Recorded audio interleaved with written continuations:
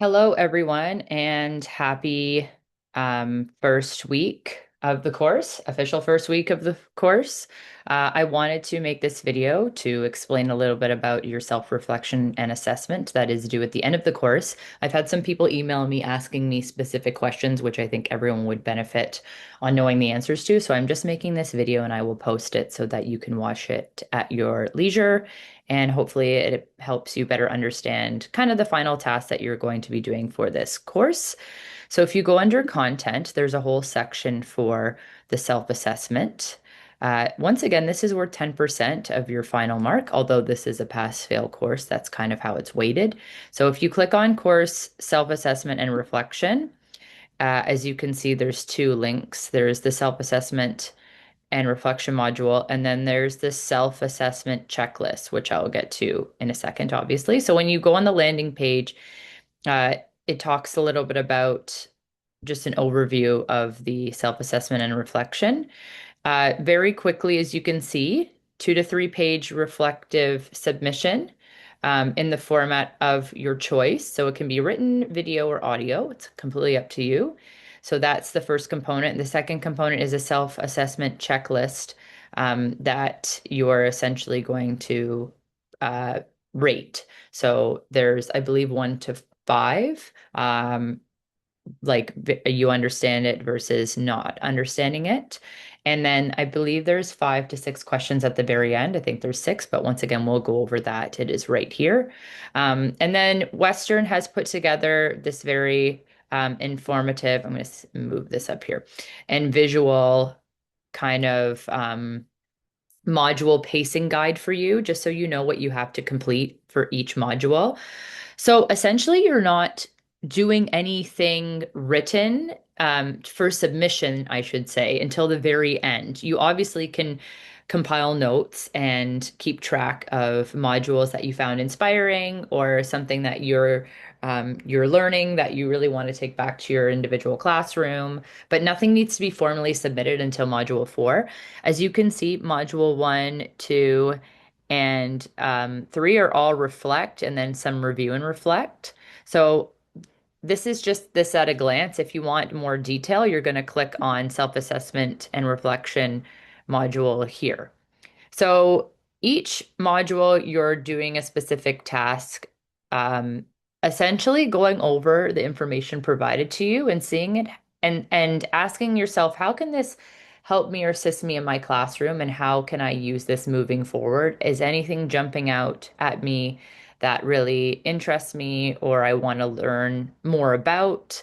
And if any of these questions arise through your writing, your reading of other peers' posts, then I think it's definitely something to note and write down and just kind of keep track of as you're working your way through the course. So upon completing this module, review your course notes, assign readings, assignments, participation, and discussion to prepare for the comprehensive self-reflection and assessment.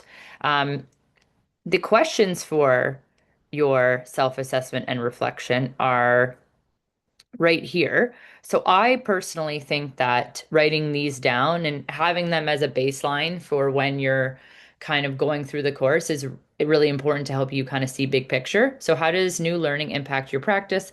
How will you use your new learning in your classroom slash department and or school is the first one. Reflect on what you learned about yourself as a teacher and a learner through this course, and what new goals have you set for yourself and how do you plan to achieve them? And then finally, be sure to reference applicable and current literature related in ministry documents, OCT standards, ethics of practice, course content, discussions, and readings in your reflection. So essentially, it's these two large questions and then making sure that you cite everything properly. So some of you have asked, you need to cite APA for this. Absolutely, because you are connecting this to course readings material, foundational resources provided by Western, which once again are just right here. Um, and yeah, so you do have to cite APA essentially. So make sure that you do that. So I would say for the first module, just write down these questions, really understand them, and start figuring out where they're applicable in readings, in peer posts, in your assignments that you're making, and maybe start compiling some notes. And then you're going to be really compiling notes in module 2 and 3. So upon completing this module, or both these modules, I should say, review your course notes, assign readings, assignments, participation, and discussion to prepare for the comprehensive self-reflection.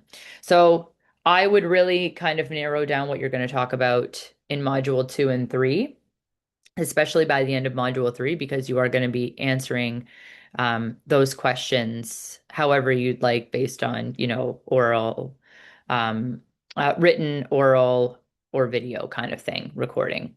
So finally, in module 4, all courses, including self-reflection slash assessment component, are due. Throughout the duration of the course, you're expected to engage in reflective practice to assess your participation, learning, and other ways in which one's learning is applied within professional context. So, upon completing this module, you're going to review those notes that you hopefully compiled throughout module 1 to 3, and you're going to answer those questions right down here. And then once again, it just reviews written 2 to 3 pages, or you can do a video or audio. 5 minutes in length, please, max, just because it's hard to give feedback on something that's like essentially an hour podcast. So just make it 5 minutes. I know it can be tricky to kind of condense all your learning into 5 minutes, but I believe in you. And then, so that's going to be submitted under assignments. And you won't be able to see this yet, but there will be a Dropbox visible that says self-assessment slash reflection feedback. So right now it's hidden, obviously, but it will be visible when it's time to submit. I normally open it at the beginning of module 4. And then, so that's part 1. Part 2, you're going to complete a self-assessment checklist that assesses your learning, including your engagement and participation as a student in the course. And like I said, there's about 5 to 6 questions at the very end of it. It is located right under here. So it's a second document under the self-assessment and reflection drop down. And okay, so there's 4. I thought there was 5. Sorry. So on a scale from 1 to 4, rarely is number 1. 4 is always. You're going to just assess yourself based on these questions here. So you can just put little check mark or an X, either or is fine with me as long as it's legible and I understand which one you're selecting.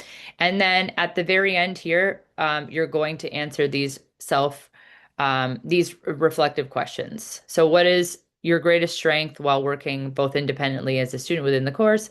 What skills related to self-directed learning would you like to improve? What did you find most rewarding about this course? What is the most challenging part about this course? How did you stay motivated and organized? And is there anything else you'd like to share? For this, I would also like it cited as well. For these questions, I would say just treat them like a discussion post, maybe 500 words max, I would say, for each question. If you go a little bit under, that's completely fine. But yeah, I would just treat them like an individual discussion post. So those are the components for your self-assessment and reflection. So I should have 2 documents, or 2 files, I should say. Once again, you click on assessment and you go to assignments, and it should be the very last one. These will eventually all be visible once you hand in assignments and modules, so it should be the very last one. A pacing for each module for um, the self-assessment and reflection is also under your discussion posts. So if you go to discussion posts and you scroll down to um, any kind of module. So for example, if you're in part 1, module 1, you're going to scroll down and it's going to tell you what you need to do for the self-assessment and reflection for this particular module. So for this one, I just essentially copied and pasted it from the document we just went over and put it right here, just so you understand what you have to do for that component of the course. And that should be visible for everyone's course, depending on if you're part 1, part 2, or honor specialist. So hopefully this was informative and helps you kind of understand the final assessment and reflective um, tasks you need to do. If you have any additional questions, just let me know. I will be here to support, but looking forward to seeing all your pieces. Thank you. Take care.